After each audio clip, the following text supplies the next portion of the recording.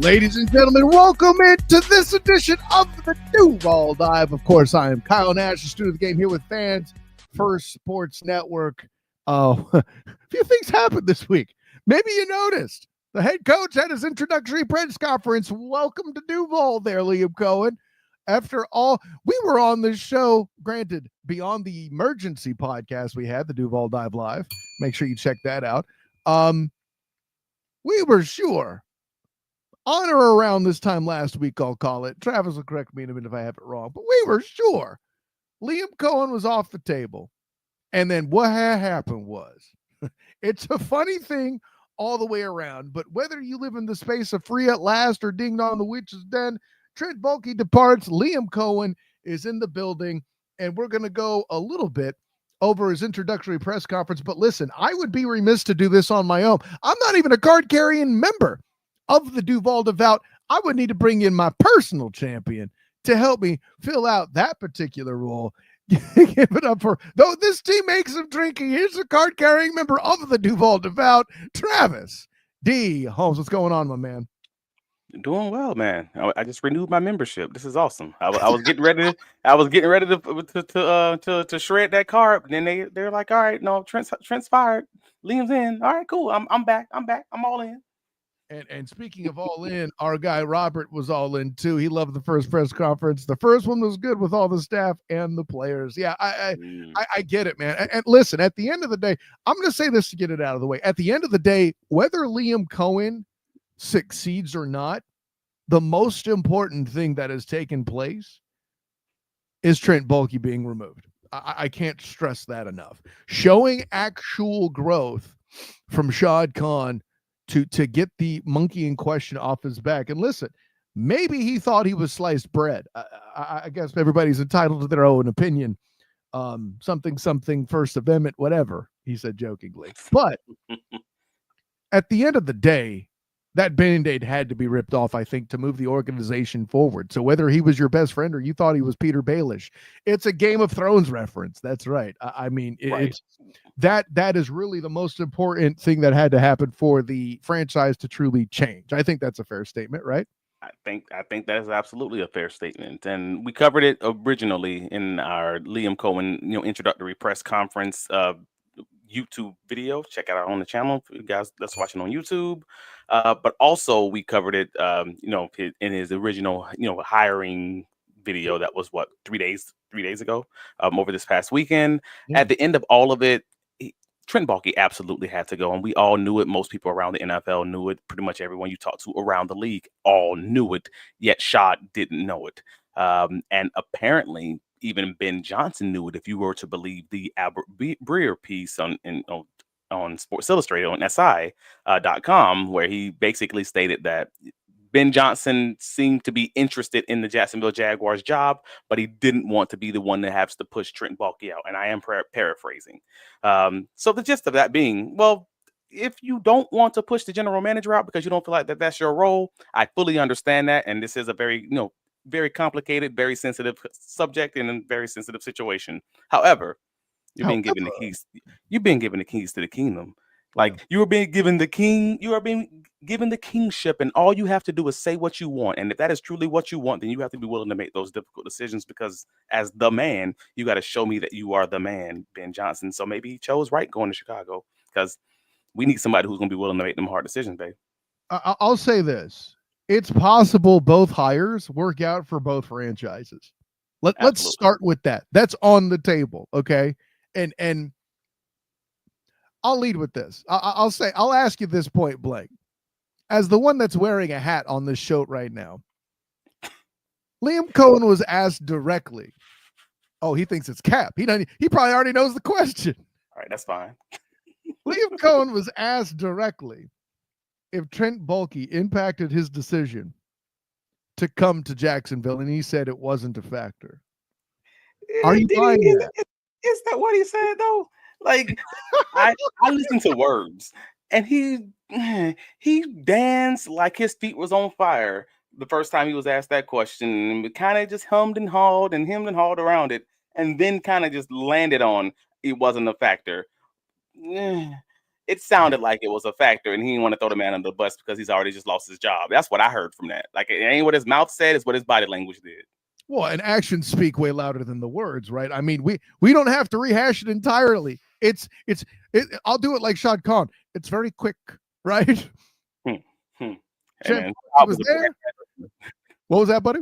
For the folks that missed it, Shad was a brand new person in that press conference, in that presser. If you haven't seen it, go to the Jaguars socials, take a look at it. Shad was like, I mean, he didn't say it again. He didn't say it in his words, but he said it in his mannerisms and his body language. Like, man, I gave you what you want. Leave me alone. Like, that's basically what came across to me. Shut the bleep up.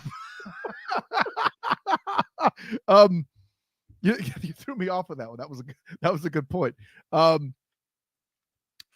yeah, so I'm with you, regardless of whether that's true or not. But we'll make it real quick. First, Bulky was here, Liam Coen wasn't. Then Bulky was gone. Now Liam Coen is.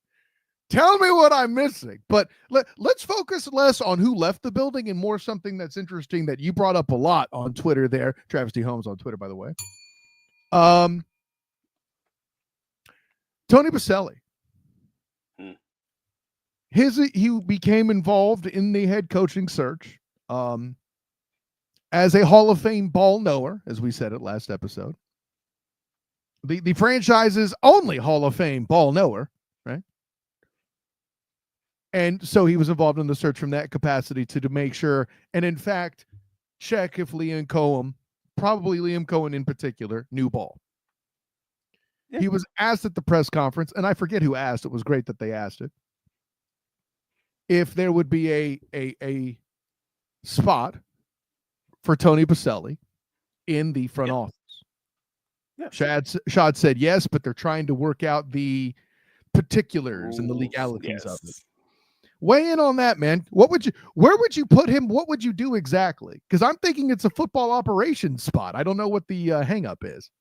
Well, right. That's what everyone's kind of everyone is kind of seemingly assuming that it's going to be an EVP role. And I'm just like, I don't know that that's the case. I don't think it'll be that high a rank. Let me be clear. But like, that's what I've meant. Yeah, that's been my understanding. But everyone in the fan base, when I say everyone in the fan base seems to just believe, because that's what we've been talking about for like years, that Tony Boselli would have that role, that is the executive vice president spot. And I do not believe that will be the case. I believe it will be something more akin to maybe, a football operations role, or football operations and scouting, or something along those lines. Mm-hmm. Maybe he can have a voice in the organization and have the ability to be involved in those conversations while also not necessarily having the roster control, or even authority over the general manager or something along those lines. So that's why I believe Shad's made the comments about they're working with the league to find out the rules and the specifics around that, because it's whatever the role is, it doesn't currently exist in the Jacksonville Jaguars organization, and they may just want to be figuring out, hey, do we need to announce this and interview for this, or is this one of those that we are able to just open and hand to him, and maybe that takes time to get an answer back. Well, and I'll say this, it's possible too that's just a line, but if it is just a line, it still is it's the glove, right? No, it's maybe that line isn't true, but it's a good defense, even if it is. I think there's something they're trying to work out. That being said, it's not like I think it's just a line. There could be some there that Q's are being P's and Q's are being minded, I's are dotted, T's are crossed, what have you. That all absolutely. But I'm happy he was direct in saying, hey, that he will have a role. We're just figuring out the specifics of what it's going to be. Awesome. So it's not just that he's a advisor to the team, or he's a radio guy. Like he's going to have a role in the front office, and we're just working with the league to figure it out. That at least gives people that allows people to stop asking that question. Oh, and to Robert's point, yes, personal advisor of common sense department. That's beautiful. That would be a great title for an NFL team. I'm here for it, bro. Yeah, no, I'm with all of that too. Robert also mentions he loves when Brent ruffled Khan's feathers, asking him if he learned anything. I mean, that's the only thing that bothers me that Shad actually did at the presser. Like, if you're a good businessman and you're trying to portray yourself as a pillar of the community, answering the question with something you might have learned from the experience, is that so bad? Like, I don't know. Yes, because if you were saying that I had to learn something, then that means that I didn't know it. That means that I wasn't already the smartest person in the room, or I wasn't the best general manager or best owner in history. And if you're someone who is a whole billionaire, you probably don't have very many people in your life that's telling you that you're probably not very good at something. I'm just keeping it a buck. No, Like, no, that's no. not normally how that works. So if you have someone who's publicly telling you, hey, what did you learn in this situation that obviously did not go right? I mean, publicly, we all kind of know this didn't go right throughout the process. And because of that, Shot doesn't really want to harp or linger talking about the process. He wants to talk about the result. Because if you talk about the process, then you have to acknowledge all the faults that took place throughout that process. But if you talk about the results, he's just the champion. We're just doing a parade because I got the guy, not how I got him, though. Let's not talk about that. Yeah, well, I mean, this is a deep conversation. There's value in putting failure behind you. I'll grant. Listen, you're a corner. What are you supposed to have? A short memory, right? Yeah. I get it, but I think also too, there's value in, hey, our record was this. I learned it wasn't working, so I'm trying something different. This is what you're trying to sell the Duval DeVout, as I understand it, right? So, but there's two types of billionaires, though. And not that I know a lot of them. That's it. But one of them is what you're talking about. I must always be the mightiest in the room. AEW is the greatest wrestling of all time. My son told me so. Whatever. But the other one I observed that exists, though, is, hey, I assume I'm the dumbest mother beep in the room, and I surround myself with people that know better. And I will say this much for Shad Khan. Bringing Tony Pacelli, the franchise's literal only Hall of Famer in existence, literally in existence, being in the room, knowing for the fact you know more, puts him ahead of a number of NFL owners already. Let's throw that out there. Bernie Madoff, Mark Cuban. I'm just saying, you got people with a lot of money on each side of this equation. Or, I mean, I don't have to use Bernie Madoff. I can use someone like who's not necessarily negative, but just someone we know is a billionaire. Whose money actually belonged to. No. Oh, President Trump, a billionaire. Mark Cuban, a billionaire. Yeah. Nothing like each other. One of them openly acknowledges their faults and leans into them and just lets you know, hey, I can grow, I can be better, whatever it may be. And then you have other people who only project strength, and they don't talk about the negatives. And that's what I'm saying. So, like, I don't know which camp Shad Khan falls in. I don't personally know him to that depth, but I'm just letting you know, like, there are different types of billionaires in that way. So, based on what I saw in that press conference, he didn't seem to be wanting to discuss or talk about any of the issues that were associated with the process that happened or his learning curve in being an NFL owner. He just wanted to talk about the fact that we finally got this right. Well, and there's something special. Understand it, but that makes me lean towards that I only want to project strength kind of conversation. There's something to be said to make it special for Liam Coen too. I mean, Shad referred to him as the man of the hour himself. So, you know, yeah, I'll leave it at that. What was your favorite thing that Liam? Well, no, I got to go to this because I've seen. My favorite thing was obviously Duval. Because that was it. And if anybody saw the short that I made about the presser, hey man, it just stay to the end. It broke a few people. I got multiple messages talking about, hey man, the end got me. Coen, I question if that dude's straight up a genius, like legitimately. Like, I question if Liam Coen did it on purpose. I know I'm crazy. I know I'm a conspiracy theorist in that way. I don't care. I'm straight up saying, hey, that man did a Duval correctly twice before the presser. Once on video with everybody else who was there. Did it correctly again after the presser was over with Jamal St. Cyr of News for Jags. And then did it incorrectly during the presser. You tell me, was that on purpose, or was he just trying to become the next biting kneecaps for the cycle? And he might have been adding an element of mystery to it. Because here's the problem. You can't get that creative like that when you used to coach at Brown University. Okay? People assume you just don't know how. That's the problem. You can't be coaching at the Ivy League and have people assuming you know how to do vol. You know, I mean, he's been getting entirely too much crap, especially to the point you already dropped like it was hot that he did it already. And nah, bro. I'm just saying, bro. Like, that's how you get invited to the barbecue. You don't get invited to the barbecue by trying to act like you from the hood. You get invited to the barbecue for being so wholesome and so loving and so extra, so Iowa white that they be like, "Oh man, come on, let me put you on game." Like, that's how that works. Come on. But that didn't work at LSU for Brian Kelly. I'm just throwing that out there. Granted, different demographic, but it's see, let's not get too much into sociology here. But all right, cool. Yeah. But let's get to it. Because here's the thing. All right. The celebration of Liam Coen has taken place. You and I have both written about it, Fans for Sports Network, Big Cat Country. The first day of the job's begun, and the real work begins. Yes. It's time for him to hire coordinators. Now, granted, the one thing I think, though I don't care about it personally, is important that he did. Yes, I will be calling the football plays. And people being all like, oh, well, what other plays would you call? First of all, if he said, I'm calling all the plays, somebody might interpret that as he's trying to supplant Trent Baalke out there. Some idiot out there is going to do it. I know what he was trying to do. Haters are just going to hate. And by the way, don't make the joke about soccer. He didn't say football. He clearly said football. Shall we move on, please? Thank you. All right. But as far as coordinators, this is the real thing. And for all you in the dream world out there, Robert Saleh's already off the table. Fine. But where he's calling the plays, I'm going to ask you two questions. And I know there have been a number of defensive coordinator interviews that have taken place this week. I know you're trying to tear that up. Let's start there, though. Walk through that for me. Who were the interviews? What are the ones that intrigue you the most? What do you think? Who do you think is the most legitimate candidate among them?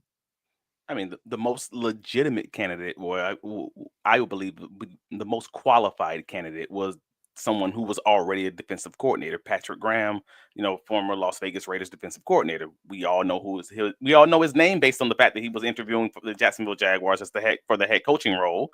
I mean, the man has basically been living in Duval County. I mean, I say basically because he's had 3 interviews with the team so far, which is kind of crazy. 2 head coaching interviews, 1 virtual, and now the defensive coordinator interview. So he, for many of the Duval devout, is kind of the main guy who most people want. And then you start getting into this other group of younger guys who, honestly, some of them very impressive. But I would say at the top of that list is Patrick Graham. And then we start getting into the other guys. For instance, Durante Jones. Many of you don't know Durante Jones. He's, he has experience. Well, sorry. First of all, Durante, he is the Minnesota Vikings defensive pass game coordinator and DB coach under Brian Flores. He has experience working under Marvin Lewis at Cincinnati, Van Joseph at Miami, and obviously right now he's under Brian Flores in Minnesota. He also was a defensive coordinator for LSU back in 2021. It was a pretty bad year for them that year, but very good for that DB group where he had Derek Stingley Jr. and Cordell Flott, both NFL draft picks and both pretty solid NFL corners right now. So yeah, he's that guy. If you were looking to get that DB room right, as far as that second group of guys, if we can keep going, hey, Audrey Pleasant, he's the Rams assistant head coach and passing game coordinator. Has experience working under Brandon Staley, Wade Phillips, and Raheem Morris up there in LA.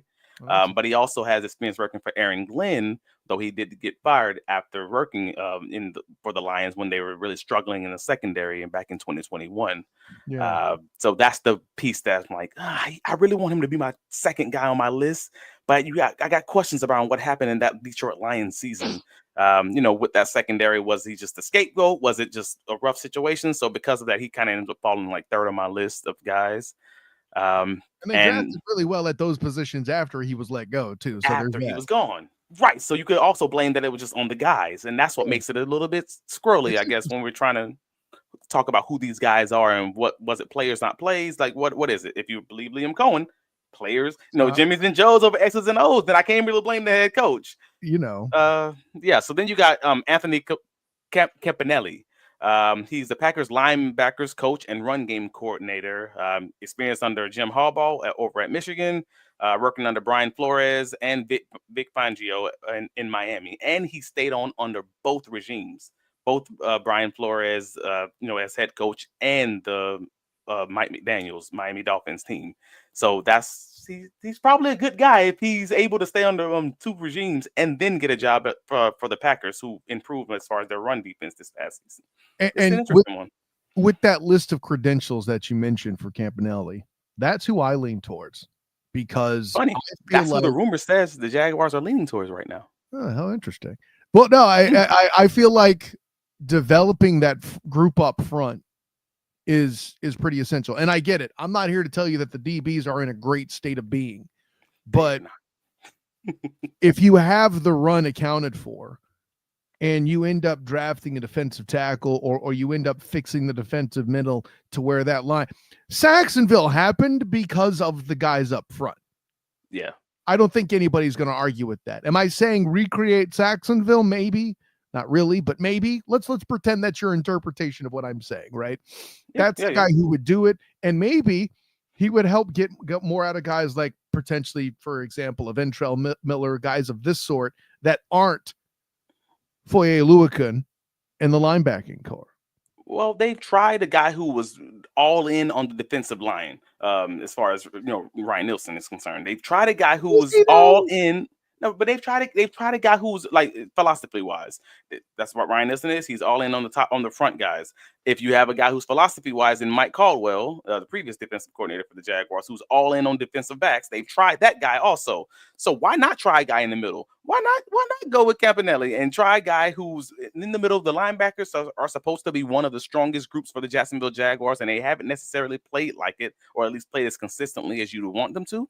Why not see if you can maybe get a guy for the linebacker crew who can just tie together that front and tie together that secondary, get the communication better, because that's where the mic's coming from anyways for Foye. That's a good point. Just see if you can kind of just get that leadership started from the middle, front, forwards, and backwards. Like I'm not necessarily in disagreement with it.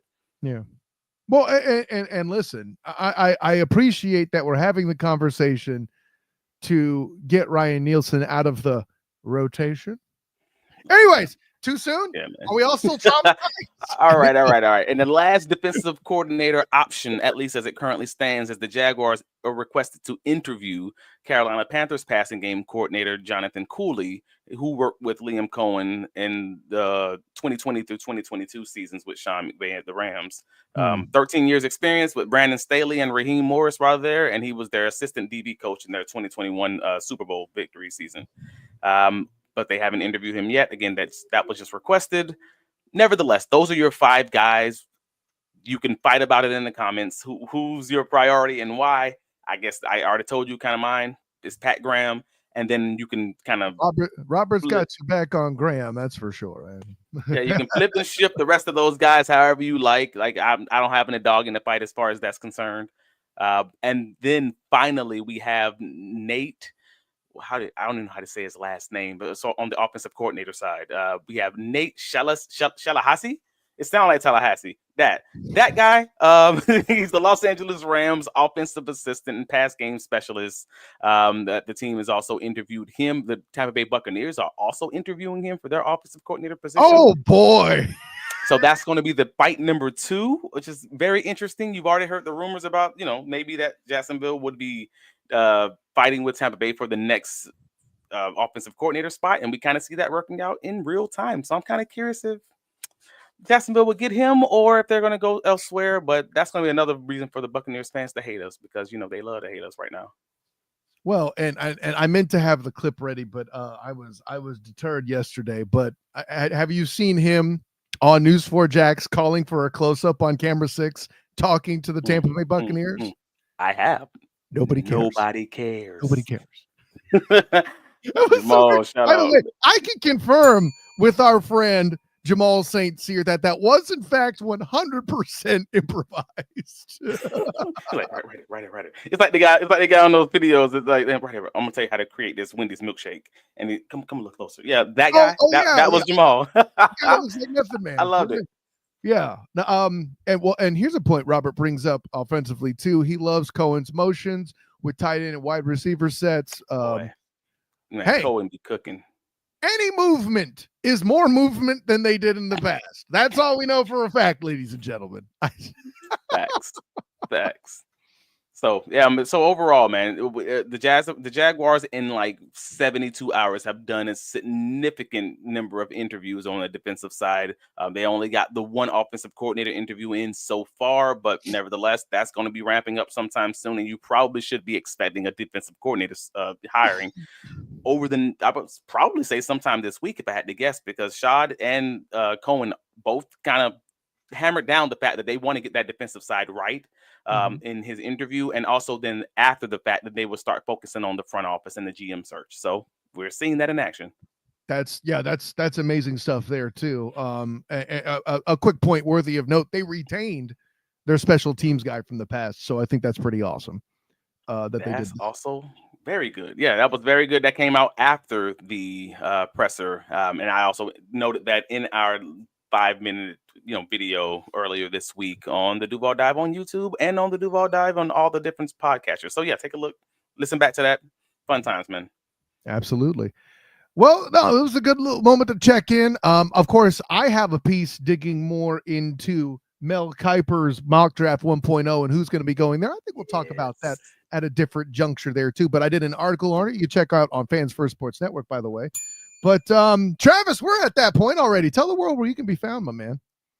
Oh man, I can be found at my house. But if you're not there, you can find me on Travis D. Holmes on all the socials, Blue Sky, X, Instagram, Facebook, all of them. Nevertheless, you can find my writings. That's the most important part. BigCatCountry.com, covering all the pressers, also let me stop there. Jaguars on Thursday have a full panel discussion that fans are invited to, but seats are limited. Go to Jaguars.com and you will see that the first Duval is the name of the event, and it is open to the public, open to fans. So please reserve your tickets. They are free, but space is limited. I just wanted to make sure I pointed that out because I haven't seen many people talking about it. So if fans want an opportunity to meet head coach Liam Coen and listen to the full panel discussion that they're going to have, maybe have some questions or something, maybe get them answered. Definitely do that. But also BigCatCountry.com will be on top of all your breaking news. And yeah, like and subscribe us on the YouTube for Duval Dive and on all your podcasters. Rate and review us. What about you, sir? By the way, I'm glad that you shouted that out too, man. That's a great public service you did. By the way, before I get into it, Robert makes a great point. Patrick Graham made Chazon look good. I mean, Lord did he do that? That's what else. What else does the interview need to be? I was mixing up the word evidence and interview together. That was interesting. What else does the interview need to be? But him walking in with what, like a CD or a thumb drive? Whap, Chazon, fools. That's like a big joker. You could just put just a picture of Chazon of Sack Guru. Boom. Who else can do that? That's all you gotta say. Slam that piece down like you playing spades, son. That's right. It's a trump card. That's it.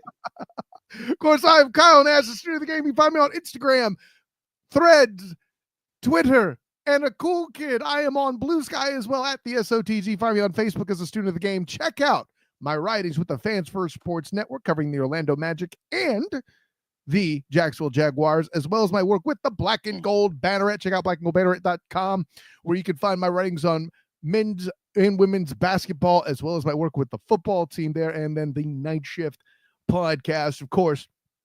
Duval Dive podcast, which you're watching now.